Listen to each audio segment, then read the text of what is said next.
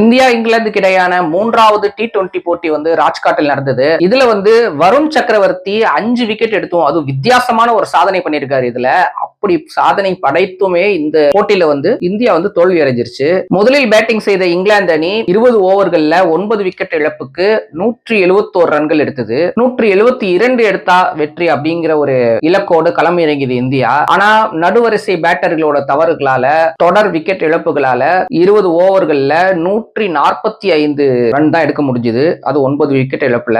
இதன் மூலம் 26 ரன்கள் வித்தியாசத்துல இங்கிலாந்து அணி வெற்றி பெற்றிருக்கு. சர்வதேச T20 கிரிக்கெட் போட்டி வரலாற்றுல தோல்வி அடைந்த போட்டிகள்ல 2 முறை 5 விக்கெட்டுகளை வீழ்த்திய முதல் பந்து வீச்சாளர் அப்படிங்கிற வித்தியாசமான சாதனையை தான் வருண் சக்கரவர்த்தி படைச்சிருக்காரு. இந்திய அணி தோற்றத்துக்கு ஒரு பக்கம் இந்திய பேட்டர்களோட பெர்ஃபார்மன்ஸும், இன்னொரு பக்கம் பேட்டிங் ஆர்டர் சரியில்லாததும் காரணம் சொல்லணும். இன்னொரு முக்கியமான காரணம் இங்கிலாந்து அணியோட ஸ்பின் பவுலர் அடில் ரஷீத். அவர் தான் இங்கிலாந்து ஜெயிக்கிறதுக்கே முக்கியமான காரணம்னு சொல்லலாம். ஆட்டத்தோட நடுப்பகுதியில இந்தியாவோட ரன் ரேட்டை கட்டுப்படுத்தி இந்திய அணியை தோல்விக்கு தள்ளினார்னே சொல்லலாம். 4 ஓவர்கள் வீசி 15 ரன்கள் மட்டுமே கொடுத்து ஒரு விக்கெட்டை வீழ்த்தினாரு அடில் ரஷீத். அவரோட ஓவர்ல எந்த பேட்டருமே ஒரு பவுண்டரி, ஒரு சிக்ஸர் கூட அடிக்க முடியல. 5 T20 இன்டர்நேஷனல் போட்டிகளை கொண்ட இந்த தொடர்ல ஏற்கனவே இந்தியா 2 போட்டியில ஜெயிச்சது. இப்ப இங்கிலாந்து ஒரு போட்டியில ஜெயிச்சிருக்கு. 2-1 அப்படிங்கிற ஒரு டஃபா தான் போயிட்டு இருக்கு. 4வது ஆட்டத்துல இங்கிலாந்து ஜெயிச்சாங்கன்னா 2-2 வந்துரும். சோ ஃபைனல் 5வது தான் யாரு இந்த கோப்பையை அடிக்க போறா